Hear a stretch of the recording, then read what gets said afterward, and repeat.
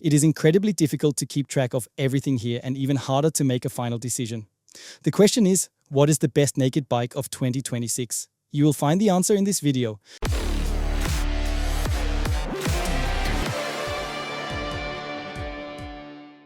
There are several answers to the question of which naked and retro bikes are the best in 2026, because we have tried to combine these categories into one useful video and divide the motorcycles sensibly into different performance and price classes. Every year during the 1000 PS Top Awards, we have the same discussion. Should we organize them by engine capacity, power, or price? As you can probably tell, I am more of a price category person. I would organize everything by price. But then list prices, standard equipment, and discounts distort the results again. Whatever the case, we always do our best. These rankings answer one simple question. Which motorcycles would we confidently recommend to our closest friends? Those are the bikes that make it into our top results. Let us begin with the 125cc category. There has been no change at the top. Last year's winner remains in first place, although there have been some changes further down the ranking. A newcomer takes third place, the KTM 125 SMCR, a small and agile supermoto that stands out in this field of naked bikes. In second place, the Yamaha MT 125. And in first place, among the best 125cc motorcycles in the A1 class, we have what we consider the best and most versatile option, the KTM 125 Duke. It is used by many riding schools and brings plenty of joy to school and university car parks. The KTM 125 Duke is versatile, agile, well-equipped, and simply a very good product. That earns it first place from us. We have also squeezed the electric motorcycle category into this video because many electric bikes appeared in our top 10 ranking. But the logic of the category is completely turned upside down by the motorcycles at the top. In third place, for example, we have the Zero SR/F. In second place, we voted for the BMW CE02, and in first place, the unbelievably brutal electric supermoto, the Stark Varg SM. From our perspective, those are the three best electric motorcycles of 2026. But now we move on to the entry-level naked bikes, one of the most popular categories within the 1000 PS editorial team. We have an enormous amount of experience here. These are motorcycles that we test frequently and regularly compared directly against one another. That means we can probably make our most reliable statements in this highly competitive environment. In fifth place, we have the Husqvarna Vitpillen 401, slightly behind the KTM 390 Duke, which is more versatile and a little more approachable. The extremely firm seat means the otherwise very cool KTM is not quite suitable for everyone. It is a sporty and genuinely dynamic motorcycle, but not as comfortable as something like the Kawasaki Z650, which takes third place. The Kawasaki Z650 is an incredible sales success. It is fascinating how a motorcycle can be so approachable, comfortable, and beginner-friendly while continuing to deliver plenty of riding pleasure for such a long time. It manages that brilliantly. In second place, we have the CF Moto 675 NK with its bold and modern styling. Its suspension is relatively softly tuned, so the riding dynamics and chassis do not entirely match the aggressive appearance. But overall, the package still creates a versatile and very good naked bike. Finishing second in one of the toughest categories of all is an outstanding result. But the Yamaha MT-07 has remained in first place for years. It manages something that the others do not achieve quite as well. It delivers a real adrenaline rush at a reasonable price without becoming excessive or impractical. The MT-07 has a small but satisfying punch, a strong torque delivery, cool styling, and attractive pricing. That is the recipe behind its success. It feels exciting and is never boring, while still remaining approachable and easy to ride. That is why the Yamaha MT-07 wins the category for affordable entry-level naked bikes with engines below 700cc. Now we come to the classic A2-based motorcycles, meaning bikes that can still be restricted for the A2 license. They must therefore produce no more than 95 horsepower in unrestricted form.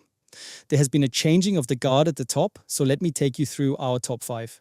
The 1000 PS editorial team voted the Aprilia Tuono 660 into 5th place. In 4th place, despite being considerably cheaper and smaller than the other bikes in this category, we once again have the Yamaha MT-07. In 3rd place, the Honda CB750 Hornet. It is also available with Honda's e-clutch system, where the clutch is operated electronically. The rest of the transmission works in the traditional way. It is still a normal manual gearbox, but the clutch can be controlled electronically. You can also override the system and shift or operate the clutch manually whenever you want. In 2nd place, we have one of those motorcycles that has now built up a major fan base here. A genuinely strong engine, full-sized styling, and a lot of motorcycle for this class. We are talking about the Suzuki GSX-8S. Thanks to its confident, torque-rich engine, it could easily compete in the next category up as well. It only lost the spotlight this year. Last year, it was still in first place. The motorcycle that took over at the top is the Triumph Trident 660. That is quite funny because the Trident 660 had almost been pushed aside by its larger, cooler, stronger, better looking, and generally more impressive 800cc sister model. But somehow, the 660 gained momentum from the new bike and benefited from its slipstream. Several members of the editorial team rediscovered just how good it really is. The Triumph Trident 660 also received an update last year. It is a versatile, easy to ride and genuinely capable naked bike that repeatedly wins over our hearts. Now we move further into the middleweight category. And I have to be careful not to choke when I think about some of the price tags. You can barely call this middleweight anymore, but we do not really know what else to call it. Perhaps the slightly less expensive naked bikes, or the class with roughly 100 to 130 horsepower. I think you know what I mean. This is the golden middle ground. These motorcycles already deliver the level of brutality and irrationality that used to be reserved for the power naked category. At the same time, their prices are still somewhat reasonable. They are extremely fast, extremely capable, and there is a huge range of models in a very competitive field. In fifth place, the Kawasaki Z900, available in both standard and SE versions. Few motorcycles represent continuous refinement as perfectly as this one. It shows just how good a motorcycle can become when you improve it by 1 or 2% every year. The engine, brakes, suspension, and ergonomics have all benefited from years of detailed development. It is a very good product, stable, composed, fast, stylish, and cool. In fourth place, the Triumph Trident 800, which may be slightly cooler than the Z900. It is not quite as effortless and composed as Kawasaki's 900 cubic centimeters four-cylinder engine, which is a genuinely large and substantial power unit. The Trident, by contrast, feels lighter. That is the main difference. And lightness is something the KTM 990 Duke R in third place represents even better. It has a more compact engine, breathtaking performance, and a fantastic willingness to rev. This is a motorcycle that allows you to ride extremely quickly. It repeatedly sets excellent lap times on our 1000 PS best time test circuit. For many riders, the KTM 990 Duke R could be the sweet spot, combining handling, dynamics, and accessibility. It is a genuinely excellent product. In second place, we have a motorcycle that really shines once you leave the tight corners behind and move on to faster, more open bends. At that point, you almost need a supersport bike, but you are still sitting comfortably on a naked bike. That is where the Triumph Street Triple RS excels. It has a breathtakingly capable chassis, extremely powerful brakes, and a fantastic engine that loves to rev. It drives hard out of corners and covers ground incredibly quickly. In terms of chassis performance and cornering speed, I believe it is the best motorcycle in this category. But the bike in first place impressed us even more with its riding position and overall character. It is also the motorcycle that won last year, the Yamaha MT-09. It is simply fantastic. You get an upright riding position while still enjoying excellent front end feel, a brilliant engine, an exciting power delivery, a great chassis, and strong brakes. It is an extremely mature and well-developed motorcycle. The competition is incredibly close. In principle, I would confidently recommend every motorcycle in this top 10 to my best friend. They are all excellent bikes. That includes the Husqvarna Wittpillen 801 in 10th place, the KTM 990 Duke in 6th place, and the Ducati Monster in 7th place. They are all fantastic motorcycles, but the MT-09 fully deserves first place. Any MT-09 riders, including SP owners, are welcome to comment below and tell us that we are wrong, that the motorcycle is overrated, or that you have had bad experiences with it. Post your thoughts in the comments. I honestly cannot imagine anyone standing up and finding even the slightest serious criticism of this bike. It is a fantastic motorcycle. And speaking of fantastic motorcycles, we now come to racing machines that happen to call themselves naked bikes. We are entering the power naked category, 1020. The most powerful motorcycle does not take first place here. Instead, we have chosen what we believe is the best overall bike. There's also an incredible variety of engine concepts. In 10th place, for example, we have a boxer engine in the BMW R1300R. In 9th place, the Ducati Street Fighter V4, powered by a V4 engine. In 8th place, the supercharged four-cylinder Kawasaki ZH2. Then we have the Suzuki GSX-S 1000 in 7th place, followed by the BMW M1000R in 6th, essentially a race bike wearing naked bike clothing. Another racing machine takes 5th place, the Aprilia Tuonofi 41100 Factory. It produces outrageous torque and incredible drive out of tight corners. By comparison with these unbelievable superbikes, the Honda CB 1000 Hornet SP almost seems sensibly powered. It is more approachable in terms of both performance and price, while still offering excellent equipment. In third place, we have the all-rounder, the BMW S1000R, which can be configured almost exactly the way you want it. Its four-cylinder engine has now been developed to an extremely high level. It is a motorcycle that allows you to ride very quickly while remaining safe, stable, and versatile. That earns it third place. In second place, we have the motorcycle, whose key is probably the most sought after during a naked bike comparison test. It is brutal, but in a way that even less experienced riders can still explore and enjoy. We are talking about the KTM 1390 Super Duke R. It sends an unbelievable amount of torque to the rear wheel, but the throttle response is exceptionally well controlled. More importantly, the electronics now manage engine braking torque so effectively that the bike remains stable and holds its line even under hard braking. Combined with the now highly refined chassis geometry, this creates an exceptionally capable motorcycle. This is already the third generation, and it is extremely fast and highly rated. I also see the 1390 Super Duke R very frequently at our 1000 PS Bridgestone track days. I believe it is the most commonly ridden motorcycle in the naked bike class at those events. But in first place, we have a motorcycle with slightly less power than some of its rivals, including the M1000R with around 180 horsepower. Yet it rides breathtakingly well, looks fantastic, and has enormous character. We are talking about the Triumph Speed Triple 1200 RS. For us, it is the best power naked bike of 2026.